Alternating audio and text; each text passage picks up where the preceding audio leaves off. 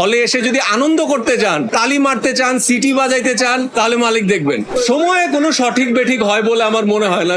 সময় হয় 300-400 কোটি রুপির, 500 কোটি রুপি, 1000 কোটি রুপির বাজেটের ছবি। আমাদের দর্শক যদি কিছুটা ভিন্ন দেশের একটু ফ্লেভার পায়, ক্ষতি কি? তারা আনন্দ পেলেই তাদের আনন্দটাই সবকিছু।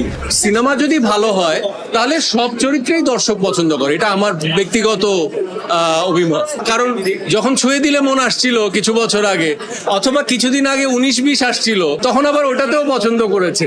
আপনি যদি বাজেট এবং শিল্পী এই পরিসর সবকিছু মিলিয়ে দেখেন, ওটা অনেক বড় বাজেটের, অনেক বড় শিল্পীর এবং অনেক বড় পরিসরের। সেখান থেকে আমি কোনো অবস্থাতেই, আপনি যেই ছবির কথা বললেন সেই ছবি, ভাইয়ার ছবির সাথে এই ছবির তুলনা আমার মনে হয় যায় না। আসলে ওটা একটা ধরনের ছবি, ওটার বিনোদন এক রকমের, ওটা বিনোদিত হচ্ছে দর্শক ওটা দেখে। আমাদেরটা দেখে অন্য ধরনের এক ধরনের বিনোদন, ঈদের এক ধরনের আনন্দের ছবি। এটা দুই ধরনের ছবি। আল্লাহর হুকুম যখন তখনই হয়েছে। সময়ে কোনো সঠিক বেঠিক হয় বলে আমার মনে হয় না। সময় হয়, বাকি টাইমিং মেলার একটা বিষয় থাকে। যখন যেই অপরচুনিটি আসে, যেই সুযোগটা আসে, সেটা সদ্ব্যবহার করাটাই হচ্ছে সময়। তো আমার কাছে এই সুযোগটা এসেছিল, আমি সদ্ব্যবহার করেছি।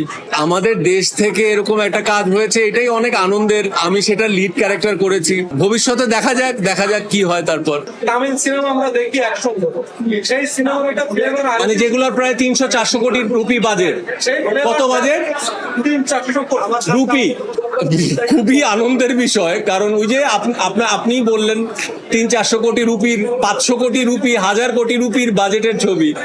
তো সেই তুলনায় আমাদের দর্শক যদি কিছুটা দেশের বাইরের ভিন্ন ধারার, ভিন্ন দেশের একটু ফ্লেভার পায়, ক্ষতি কি? তারা আনন্দ পেলেই তাদের আনন্দটাই সবকিছু। আমি শুধু একটা জিনিসই বলবো, মালিক এখনো সাকসেসফুলি চলছে।